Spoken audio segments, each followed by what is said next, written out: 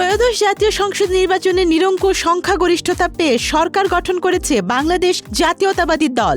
এককভাবে 209টি সাধারণ আসনে জয় পাওয়ায় সংরক্ষিত নারী আসন নিয়ে দলটির ভেতরে বাইরে এখন ব্যাপক আলোচনা চলছে।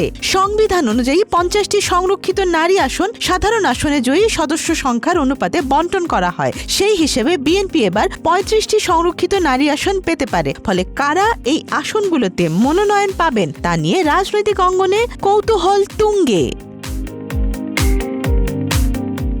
এবারে নির্বাচনে মোট 2028 জন প্রার্থীর মধ্যে নারী ছিলেন মাত্র 81 জন। সরাসরি ভোটে বিজয়ী হয়েছেন 7 জন নারী প্রার্থী, যা সংখ্যায় কম হলেও অংশগ্রহণের তুলনায় ইতিবাচক হিসেবে দেখা হচ্ছে। বিজয়ীদের সবাই বিএনপি সমর্থিত রাজনীতির সঙ্গে যুক্ত, তবে তাদের মধ্যে একজন দল থেকে বহিষ্কৃত হয়ে স্বতন্ত্র প্রার্থী হিসেবে নির্বাচন করে জয়ী হয়েছেন। তিনি ব্রাহ্মণবাড়িয়া 2 আসনে রুমিন ফারহানা।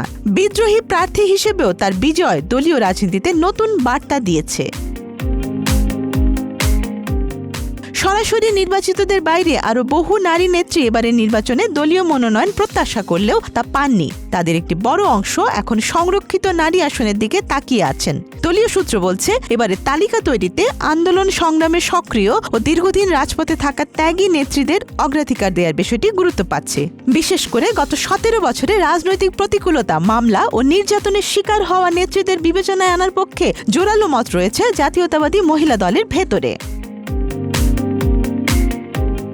আলোচনায় থাকা নামগুলোর মধ্যে রয়েছেন বিএনপির স্থায়ী কমিটির সদস্য সেলিমা রহমান, যিনি 2001 সালে সংরক্ষিত নারী আসনের এমপি ও মন্ত্রীর দায়িত্ব পালন করেছিলেন। কেন্দ্রীয় রাজনীতিতে সক্রিয় বরিশাল বিভাগের সাংগঠনিক সম্পাদক বিলকিস আক্তার জাহান শিরিনের নামও উচ্চারিত হচ্ছে। ছাত্র রাজনীতি থেকে উঠে আসা এবং মহিলা দলের বিভিন্ন গুরুত্বপূর্ণ পদে দায়িত্ব পালন করা কয়েকজন নেত্রীও আলোচনায় আছেন। জাতীয়তাবাদী মহিলা দলের সভাপতি আফরোজা আব্বাস, সাধারণ সম্পাদক সুলতানা আহমেদ এবং সহসভাপতি নাজমুন নাহার বেবিকে সম্ভাব্য প্রার্থী তালিকার সামনের সারিতে রাখা হচ্ছে।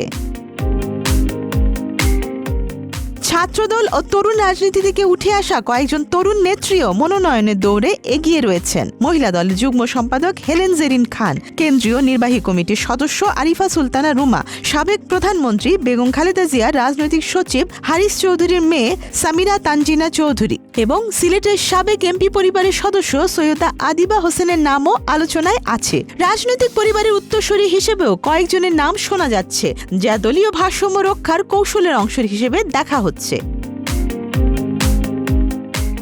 এছাড়া সাবেক এমপি ও মিডিয়া সেলের সদস্য শাম্মী আক্তার, সাবেক এমপি নীলোফার চৌধুরী মনি, রাশেদা বেগম হীরা, রেহেনা আক্তার বানু এবং আসিফা আশরাফি পাপিয়ার মতো অভিজ্ঞ নেত্রীদেরও বিবেচনায় রাখা হতে পারে। রাজনৈতিক পরিবার থেকে আসা নিপুণ রায় চৌধুরী, অপর্ণা রায়ের নামও আলোচনায় আছে। সাংস্কৃতিক অঙ্গন থেকেও কয়েকজনের নাম শোনা যাচ্ছে, যেমন কণ্ঠশিল্পী বেবি নাজনীন, রিজিয়া পারভিন ও কনক চাপা। সংরক্ষিত নারী আসন বন্টনের প্রক্রিয়াটি সম্পূর্ণ আনুপাতিক। 50টি সংরক্ষিত আসনকে 300টি সাধারণ আসনের ভিত্তিতে ভাগ করে একটি ভাগফল নির্ধারণ করা হয়। এরপর সেই ভাগফলকে সংশ্লিষ্ট দলের শপথ নেয়া সংসদ সদস্য সংখ্যা দিয়ে গুণ করে প্রাপ্ত আসন নির্ধারণ করা হয়। ভগ্নাংশ 0.5 বা তার বেশি হলে একটি পূর্ণ আসন ধরা হয়। যদি মোট আসন সংখ্যা নির্ধারিত সীমা ছাড়িয়ে যায়, তাহলে লটারির মাধ্যমে সমন্বয় করা হয়। জাতীয় সংসদ আইন 2004 অনুযায়ী সাধারণ নির্বাচনের ফল গ্যাজেট প্রকাশের 21 কার্যদিবসের মধ্যে দলগুলোকে তাদের প্রার্থী তালিকা নির্বাচন কমিশনে জমা দিতে হয়। এরপর 30 কার্যদিবসের মধ্যে নির্বাচন কমিশন দলভিত্তিক তালিকা প্রস্তুত করে প্রকাশ করে। যদি কোনো কারণে একক প্রার্থী থাকেন, তাহলে ভোট গ্রহণের প্রয়োজন হয় না, কিন্তু একাধিক আসন থাকলে শপথ নেওয়া এমপিরা নিজেদের দলের প্রাপ্য আসনের জন্য ভোট দেন এবং সর্বোচ্চ ভোট প্রাপ্তরা নির্বাচিত হন। সব মিলিয়ে সংরক্ষিত নারী আসনকে ঘিরে বিএনপির ভেতরে এখন নীরব প্রতিযোগিতা চলছে। ত্যাগী আন্দোলনকর্মী, অভিজ্ঞ রাজনীতিক, তরুণ প্রজন্ম এবং রাজনৈতিক পরিবারের প্রতিনিধিরা সবাই মনোনয়নের আশায় আছেন। চূড়ান্ত সিদ্ধান্ত দলের শীর্ষ নেতৃত্বের ওপর নির্ভর করছে। তালিকা ঘোষণার আগ পর্যন্ত দলীয় অন্দরমহলে আলোচনা, সমালোচনা ও জল্পনা অব্যাহত থাকবে। Desk report, Dhaka express.